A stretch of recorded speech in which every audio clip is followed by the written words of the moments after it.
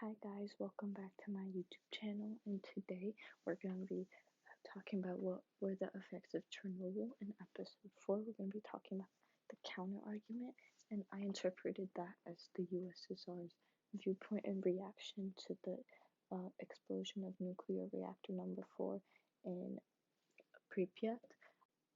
Hi guys, so I just wanted to let you know that I was filming this at the library, and I was doing this in a group study room so people could see what I was doing, so that's why I was constantly looking around, and I just wanted to apologize if if I seemed distracted, but I'm not. I'm just a little self-conscious because I was doing this YouTube video in front of a lot of people. Okay guys, thank you.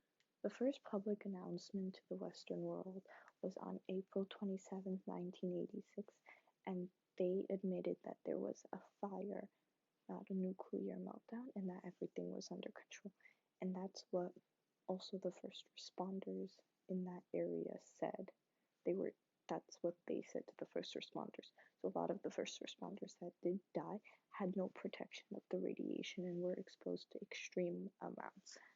Second, they also said that the trouble has passed, but the Western world was not convinced.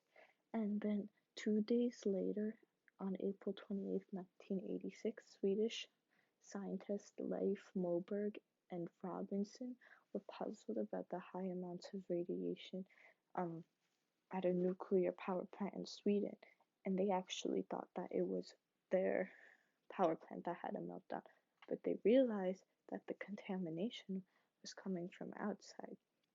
And then they thought at first there was a nuclear bomb that occurred, but they quickly ruled that out because of the particles that were in the air. So they realized it was the result of the nuclear meltdown. And what they did, they mapped out the cloud that they found, and they also took account for the winds. So they worked backwards and they put every piece of the puzzle together, and they said it had to come from Russia.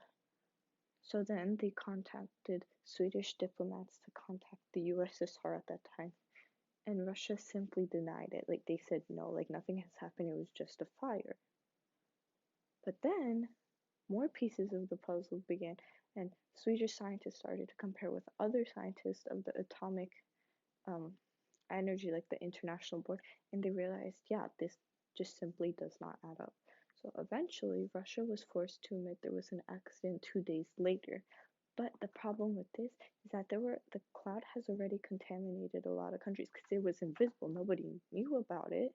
You can't look in the sky and see the cloud, and it was really dangerous because it had a lot of effects that I will be addressing later, especially environmental effects on not only Sweden but a lot of the Western European countries.